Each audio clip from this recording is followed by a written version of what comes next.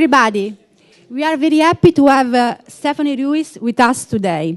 Stephanie leads the team responsible for the CSS framework at Salesforce. She has come a long way to talk to us about strategies for design systems. So help me to welcome Stephanie to the Codemotion conference.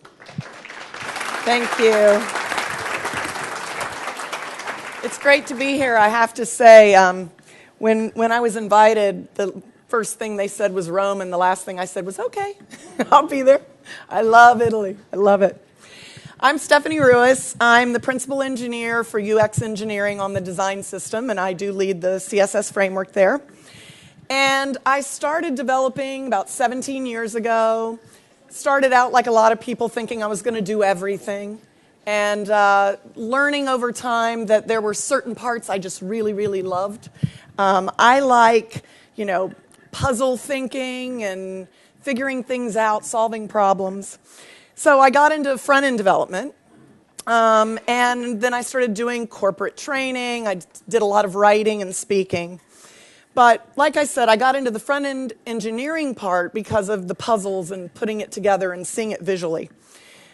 Eric and I were talking last night at the speaker dinner about problem solving, and I'm imagining that there are many of you here that have the brain type that enjoys problem solving and puzzles and detective work. So I love the feeling of dumping a jigsaw puzzle out on the table and then thinking, how am I going to get this all back together right? What strategy do you use? Do you take the corners and put them together and go around the edges, or do you pick out a really obvious piece and pull all those colors together? There are a lot of strategies for puzzles. But with chess, the strategy really, really matters. And web pages are kind of like a puzzle. They're DOM nodes, they're HTML and CSS, they're JavaScript, they're accessibility. And figuring out how the strategy is to put all that together properly is what we do. So I was enticed to join Salesforce after I'd been at a startup for 3 years. How many of you have worked for a startup? Did it start up? Yeah, see, they don't always do that. And so the startup that I poured my soul into didn't really up. And so I was looking around for something else. I'd never really thought of working for a big corporation. But when I heard about an enterprise scale framework, who could resist? So of course I signed on. I thought initially that I had 9 months to plan things and develop strategy. It's a framework. You want to think about it from the beginning and, plan it out before you start building. It didn't really happen that way. I'm going to drop in and out of I and we through this conversation because initially it started where I was hired to build the framework. Quickly became apparent that I would not be able to get it done in the time frame that suddenly was upon us. So I became we, and we are now 4 people on our team, 1 designer and 3 engineers. And this presented some new challenges. So I'm going to throw in a bonus strategy to start for you. As your team grows, you have to decide how you're going to collectively make decisions. We use Cap Watkins' sliding scale of giving a fig, fairy, whatever, fruit, whatever F word you want to use. It works really great. How many of you have heard of this? It kind of made the rounds on Twitter a while back. You're it, Cristiano? Oh, okay. You folks, this is linked in my deck. You got to click it and read it. It's a really great article. But you know how it is when you're deciding to do something as a group. And maybe your team can't agree. You have differing opinions, everybody's passionate, you make your case, you passionately this is what I think, and they say this is what I think, and wait, how many here are Italian? So I really don't have to tell you about passion, do I? You guys have the passion down pat. But sometimes your passion will persuade people, and sometimes it won't. If you persuade people, it's easy, but if you don't, then you could use the method where the highest ranking team member makes the decision and everybody else follows along. That would be me, but I don't like that. I like collaboration. I like to make sure we're all on board, and I like to make sure we're thinking about the experience that everyone brings to the table in the team. So the way this method works is after you passionately argue, debate, and you don't agree, then you go around the circle and you say, all right, how many do you give? And I might say, you know, as much as I argued that, I really only give 3 out of 10. And then the other person may say, you know, on this one, I'm a 6 out of 10. I'm pretty strong on it. We're never a 10 out of 10 because you've got to be honest. Nobody's a 10 out of 10 on anything, and you can't believe each other then. In this case, the 6 out of 10 wins. We use their strategy. Because in my mind, whatever made them feel that passionately about that thing probably means they have some experience. Maybe they can't articulate it, but they know something about that thing. They feel passionately enough, and we go with that. So I digress. Let me go back to the design system and set up some context for you. Now, in 2013, Salesforce released their Salesforce One mobile app, and we released our first version of our style guide. It was simple. It showed layout and spacing. It showed a little bit of components with some HTML, showed colors, icons.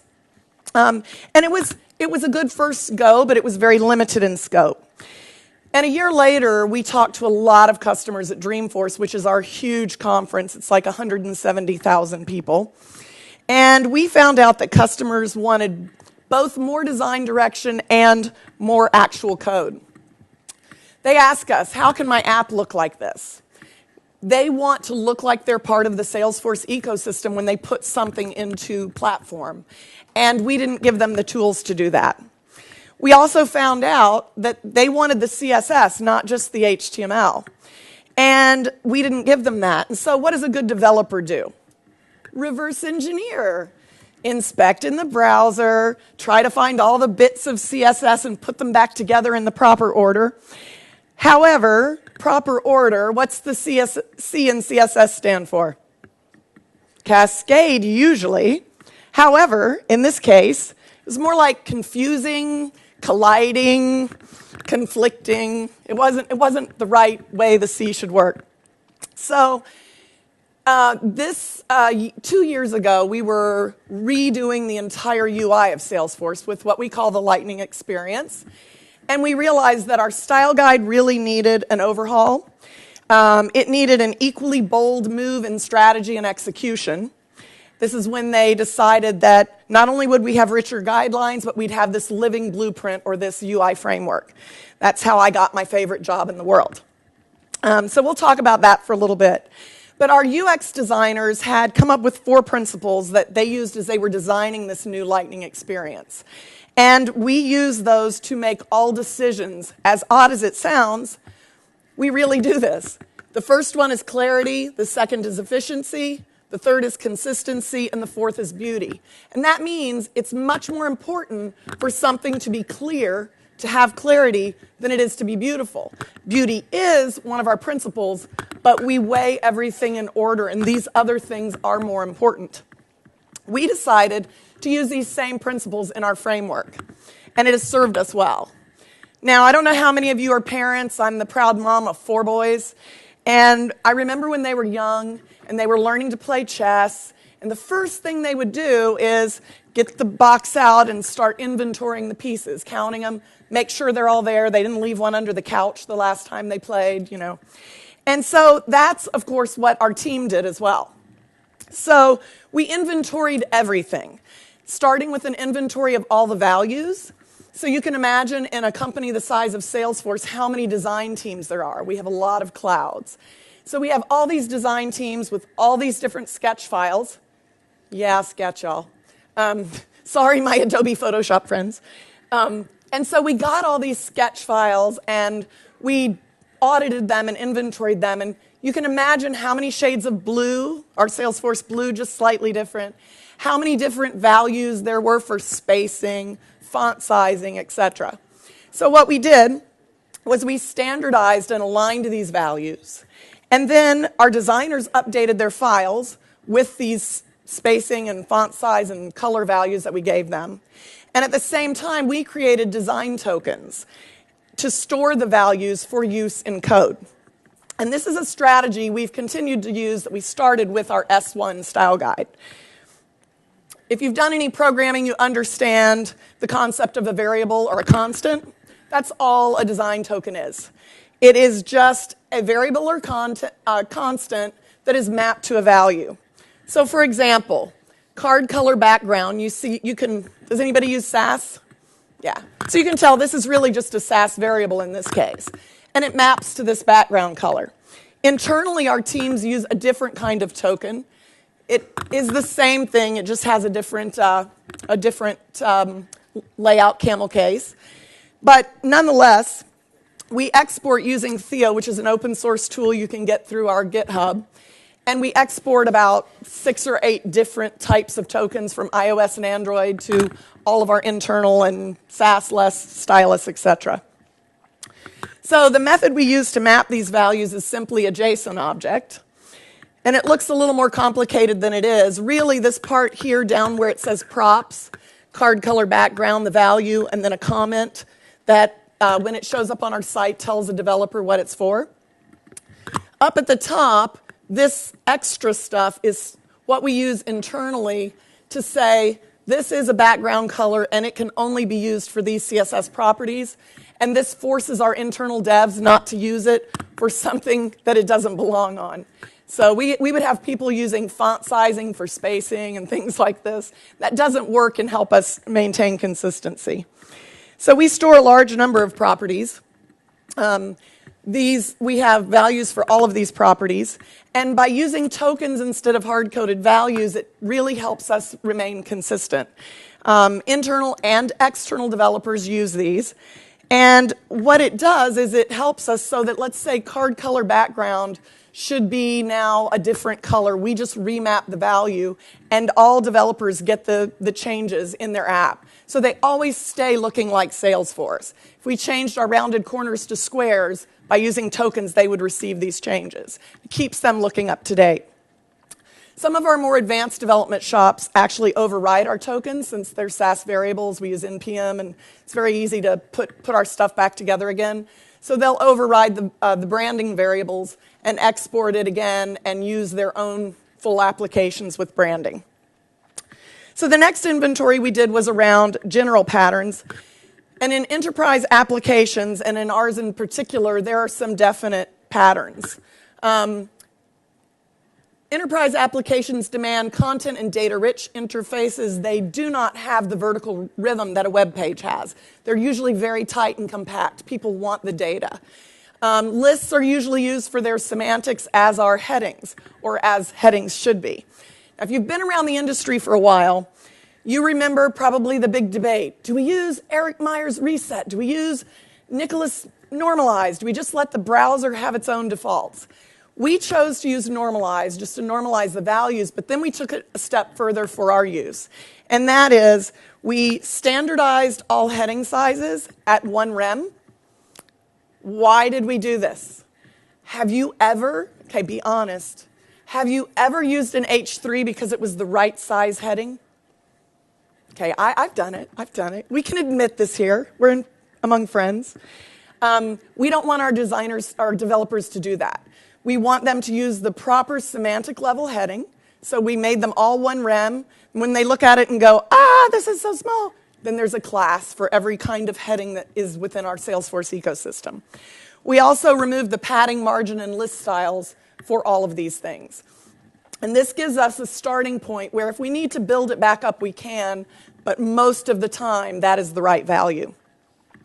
The next step we took was to inventory the components themselves. And we broke them down into their smallest micro patterns, objects, little pieces, very much like Brad Frost's atomic system. I'm sure a lot of you have heard of that. And then we combine those little pieces to create the larger bits. Now, what is this? You can say it in Italian if you want. Thank you. It's a house, right? Casa. Yes, it is a house. However, in the same way that we can break a component down, we can look for patterns in this house. We can see where repeating patterns could be built and then compiled down to the tiniest little bits of, these lights and window panes. And this is very much how we build our micro patterns and then build our components within our system. So there are 64 black and white squares and 32 pieces in chess. And if only a design system inventory was that consistent, if only we knew exactly that. But what really happens is we were given our initial specs and let's say button and button icons, and we built them. And then a month later, there's a designer that says, I need a button icon that's the same height as regular icons, but it doesn't have the outline. I need one that has a background, all these things. And so patterns got a little out of control sometimes. It's very easy to have that happen. The other thing that's very easy to have happen is we had basically for like avatars, button icons, we had small, medium, and large, and those were the same sizes. And then later down the road, somebody comes and says, I need this icon that is a little error icon. It goes in the little Kanban tile. Okay, sure, you do need that. We're going to give you an extra small. Somebody else comes later and says, I need a smaller avatar to go into feeds. Yep, you do need that pattern. We make that pattern. Since there's several of us, what can happen is, if you don't plan ahead, we have extra small sizes that now are not the same size, which is super great when you're building components. So in hindsight, it would have been our best move to set up standard sizing from the get-go, starting with extra small, small, medium, large, extra large, whatever you need to start with so that these things don't creep up on you. Now, going back to our design principles, I talked about clarity. Our class names are very explicit, and we use very few abbreviations. And some people are like, so much code. But though it's verbose at a glance, it's much better than our old style guide, which used classes like, you can guess what these mean, FC, DIB, MAN, F6. I have no idea, right? So being clear allows developers and people coming into the system to understand exactly what this does. Another thing that I chose to do for that clarity reason is we use BEM styling, or BEM naming. Now, you're probably aware of what BEM is. Some of you may hate it, some of you may love it. I know people have very, very strong opinions. Cristiano has done a whole series of to BEM or not to BEM. I did an interview for him there. So if you're weighing it, you can read some pros and cons through various people there. But I like BEM because it means, if you don't know what it is, it's block element modifier. So you've got the main class that's the block, the main component. Then you've got an element of that component. And then you have modifiers for the component or elements of. What I like about it is it keeps specificity low. We have single class names. We're not using a bunch of descendant selectors. Also, it's very easy for developers coming into this system to understand exactly what this is, exactly what it's meant to do. And if I may say so, as an aside, naming is hard, y'all. Naming is always one of the hardest things to come up and be clear. We hate it, but we have to do it. So there are several different styles of BEM.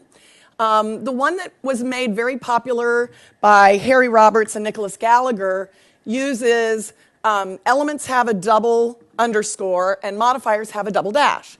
And I personally have always used that one, and I like that one because it's so much quicker at a glance to tell the underscores and dashes apart. So that's what I chose to use. However, this is where we learn another lesson. This is where my strategy and my chess move were not in sync, because you really need to know who you're playing with before you make all your decisions. And who are your users? What are the stacks that your code is going to go into? What are all the places? We have so many clouds at Salesforce. Lately, we've been acquiring a lot of companies with other stacks. And in my mind, that's okay, because I am creating, get ready, a modern, responsive, accessible, mobile-first, JavaScript-agnostic UI framework. What could go wrong? I've covered all the bases here, right? This should work everywhere. Well, what I didn't know was one of our older products is XML-based. In XML, if you haven't worked in it in a while, it is a straightforward language, but it's strictly rules-based. And it is illegal to put a double dash inside a comment. So when you have this, this happens. Our compiler throws an error, and the developer cannot comment out the code, and they cannot compile. This was very, very frustrating because we had been out for a few months before people were working with things, and then this got reported, and like, ah. In fact, I was doing the interview with Cristiano when this was all happening, and I'm like, I have to take out part of my interview because I don't know what we're going to do. we're kind of in this little bit of a mess. I searched and searched, and I finally found, through somebody on Twitter, when I was like, hey, folks, has anyone ever run into this? There is an ignore directive in XML that you can comment with as long as your parser accepts it, and we could make our parser accept it, where it will comment it out without the problem. And we weighed that. And what we decided was the fact that internal and external developers would have to learn a different format for commenting, set up key commands for their various IDEs. We felt like it was a learning step that we didn't want to add complexity to our stack that's already a bit complex at times. So we ended up changing our BEM style to use the single underscore version where the double dashes are. I don't love it as well because you have to differentiate in your mind, but your eyes have to see between double underscores and single underscores. But as our second principle is efficiency, developer efficiency is very, very important, and we chose to weigh that higher than changing our formatting. So lesson learned. But sometimes, no matter how much you plan and how much you think you know, change will happen, right? Sometimes a feature isn't working, panning out like you thought. Your researchers and your designers get back to the drawing board, interview people, test things, and come back with a new pattern. Sometimes we don't have accessibility exactly right, something new has happened, and we need to change things and refactor code for accessibility. There are a variety of reasons. And in a framework the size of ours, what do you do when you're going to break people? Developers don't like being broken. So when you've already released, what do? So sometimes we can refactor the DOM and actually make the old code and the new code work. And in that case, we just take our documentation that shows in our site and we show the new code, but the old code will still work. Sometimes, though, the change is such a deviation that we can't do that. It's not possible to be backward compatible. So since I mentioned we use Sass in our project, my coworker Brandon Ferrua came up with an idea, which was a great move for deprecation, and it is called Sass Deprecate, and I've linked to that here on this slide. We have open sourced it, but what we do for deprecation is, in our base file, we set the variable for the app version we're in right now, the version of our framework. And then we set within this deprecate mixin the version we want to deprecate at. So this piece is going to deprecate at version 4, and then we can put a little note for the developer that they can get put out in their console. Notify containers deprecated, use this other style of notify container instead. So the developer knows what they need to do.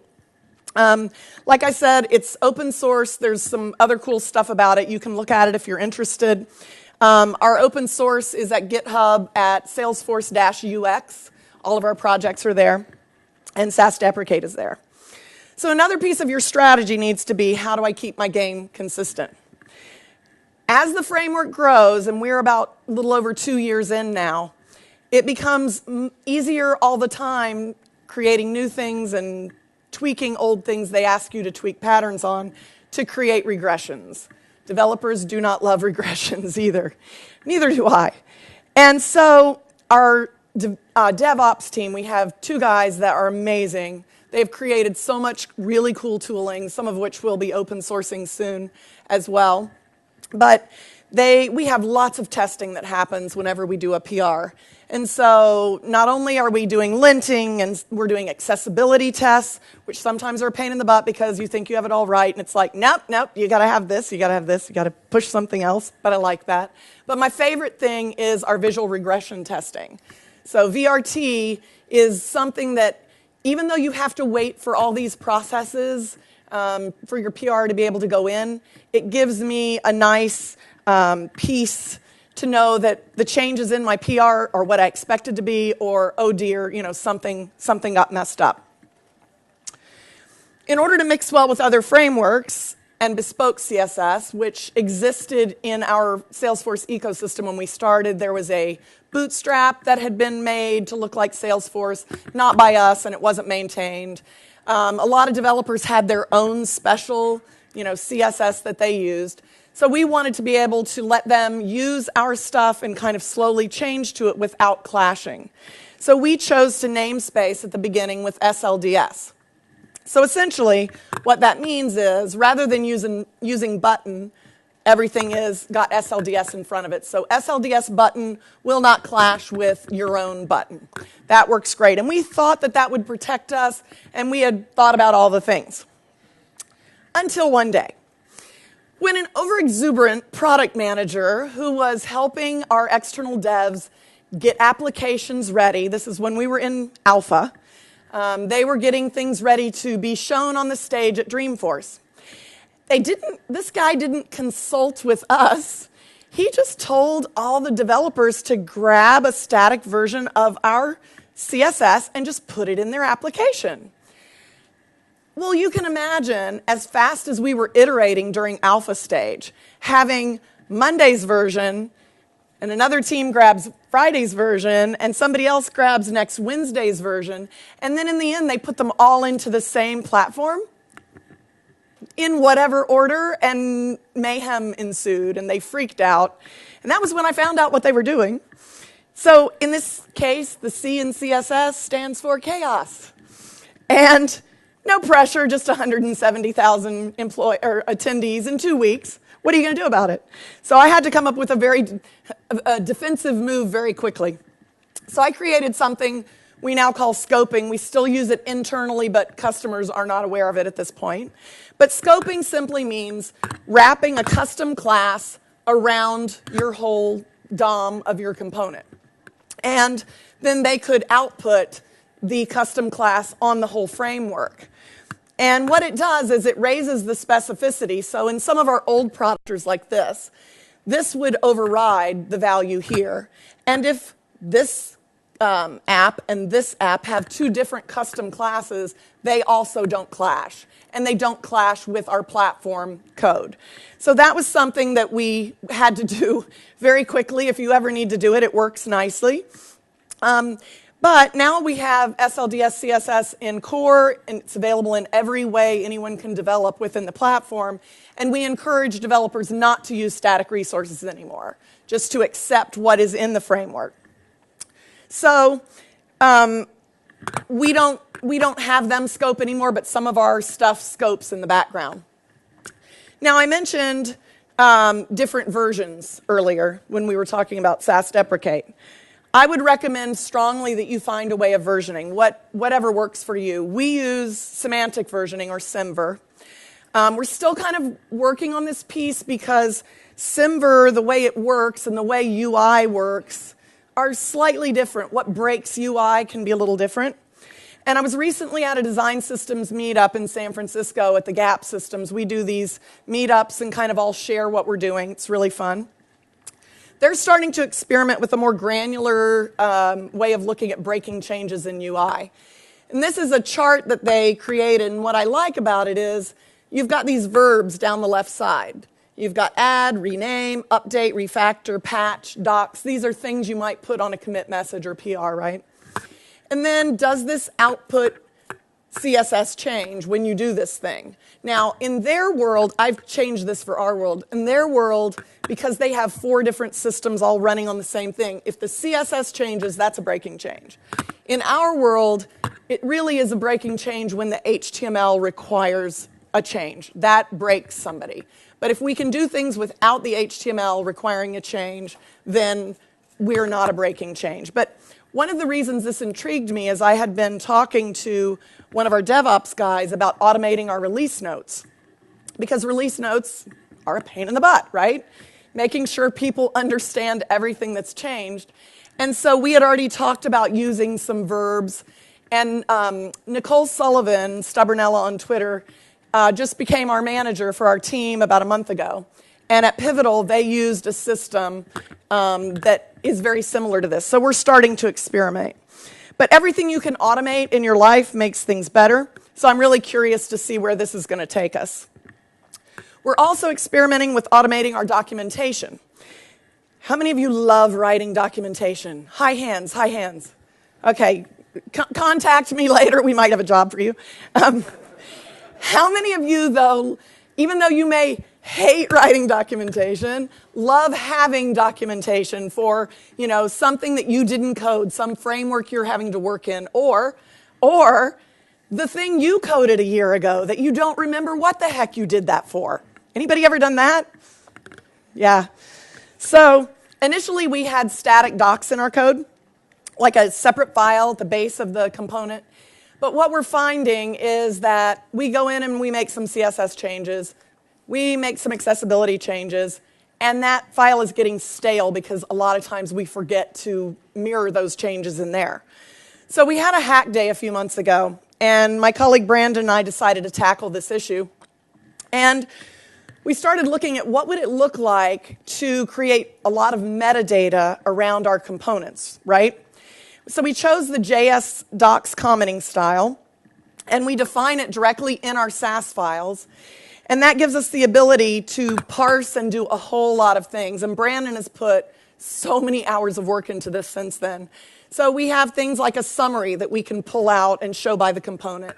What is the name of this component? What is its selector? What category does it go in? And these are the types of, this is like related to our design documentation. Related to accessibility is the role. This has a role of grid. This is dev ready, sometimes they're not. And this is adaptive, it could be responsive, we have a lot of different things. This helps us, we're creating a new IA right now. So this sort of metadata bit will help us to surface things in a lot of different ways in our IA. One of the other things we've added is synonyms. So if something, we have data tables, but in our product, they are called lists. But they're not lists like you and I think of lists, So we can set these synonyms so that searching happens better. And we can show variants of components and states since we are JavaScript agnostic. We show the states that things can go through statically, and we have ways of displaying the states here too. I'm imagining we'll be open sourcing this shortly. We're getting ready to put it all into practice. One of the interesting things is we can set restrictions. So we can say, this class only belongs on whatever it is. And then we have tooling for developers that will tell them if they're trying to put a class on something that they shouldn't use it on. I wish this was a move we had made from the beginning of the game because it is really, really handy. But better late than never. It's just been a lot of tedious work to do it now. A move we did make from the beginning of the game was getting executive buy-in. And this is really, really important for those of you dealing with a design system. If you don't have buy-in and no one is forcing adoption, you can make a design system that really doesn't get much use, right? We thought when we started that we would be lucky to get a button into product in maybe 2 years. And before that, maybe our external developers would use it to make their stuff look like lightning. Our prototypers would use it. But I don't know if it was that we were the right thing at the right time or that Zunka, our boss, did such a great job of selling the money savings and time savings of having this design system up the org chart, but he went above himself, they went above, and it went swiftly up the org chart. It's good because we have support. It was a little freaky because it really accelerated our time frame. They wanted it more, they wanted it now, they wanted it to customers sooner. So it was a little bit stressful, but lots of support is better than none. So a year after we started building our design system framework, our code was made available to everyone in the core platform. And one of the things that Salesforce promises customers is that they will never break them. But UI is not the same as an API. So while we were super excited to already be in core, we were also scared to death, as you might imagine. Being in core means that our developers on platform are, we'll call it highly encouraged to develop their current components that they've already built is to adopt like our blueprint. So to change their code to be our classes.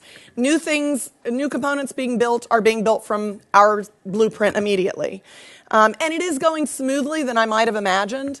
We've had a couple teams that have been a little like, don't want to be pushed to do this. They want to maintain control of their UI.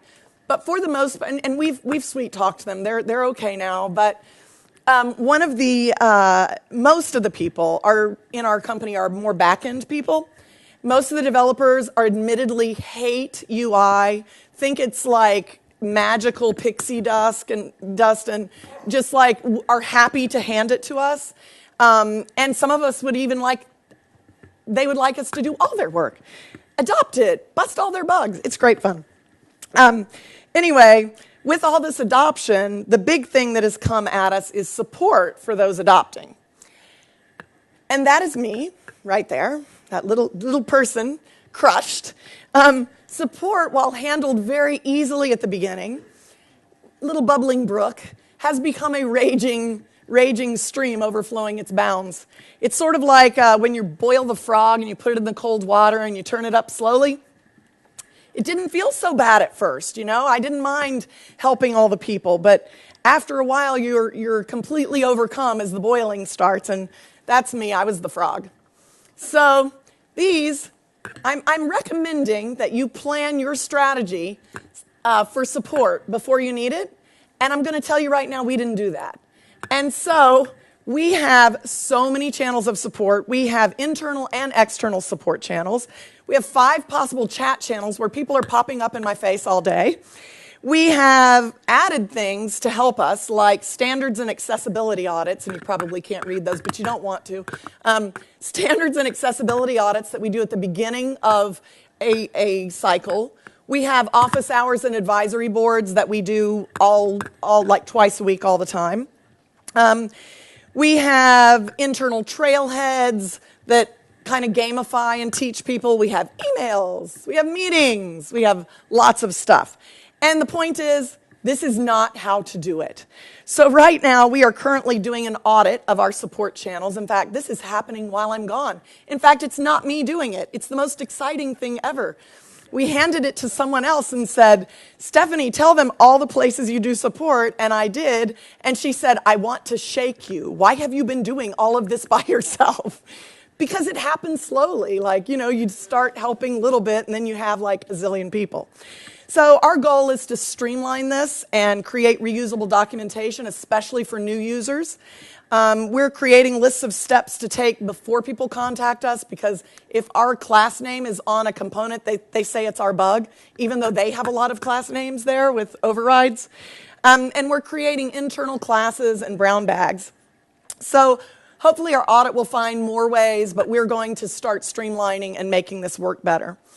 And initially, it wasn't hard for our small design systems team to keep track of and maintain control over governance of patterns. But as the system has matured, more acquisitions have been made, more research is done, which demanded change, and it's been a lot for a small team of people to handle. So we're experimenting right now with shared governance between 3 teams. We're splitting the responsibility, but we're working together in the advisory board and the standards reviews.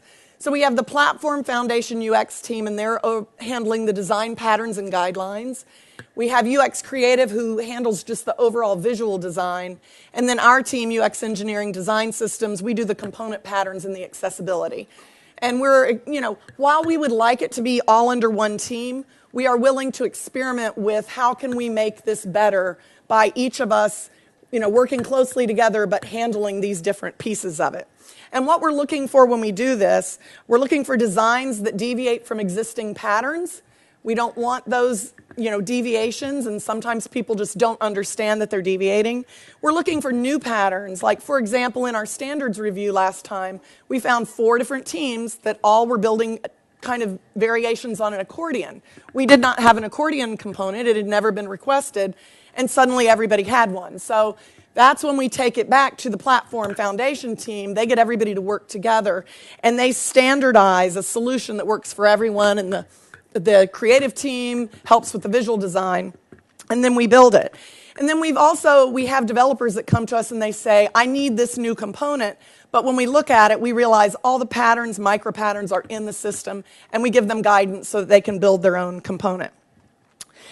And this partnership really helps us with contributions from other teams. This becomes important as you grow.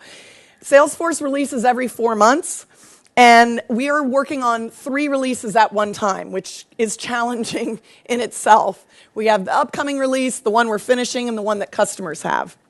And so when you're going to let other people contribute, you need to make sure you have a good system set up. Before they submit, they should talk to you about what they're going to build. We've had people build things, submit them, and we're like, that's not a thing that goes into the Salesforce ecosystem, and you feel bad about it. So have them bring it to you, point out existing patterns they can use, document your code style, and, I think I'm almost done, y'all. Document your code style and methodology, your pull release style, what you expect for commit messages, and then give them a deadline. In our case, they have to hit a specific release cycle.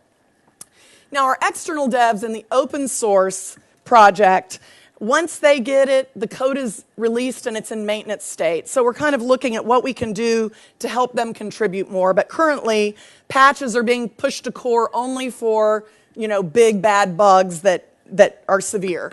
So that's kind of what the external people, if any of you have worked in our ecosystem, that's how come you don't get to contribute as much, and we have to figure that out.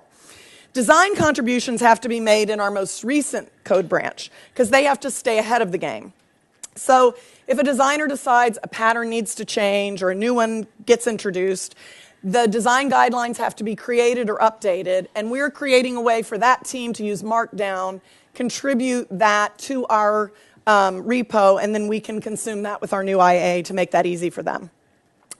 So if you do this right, if you do all these things plus more, your design system truly becomes a living design system. It changes, it grows, it matures through your care, your support, and the external contributions of others. It becomes sort of a circle of life, if you will. And with that, thank you for listening. Let me know if you have any questions. I'll be available. Molte grazie.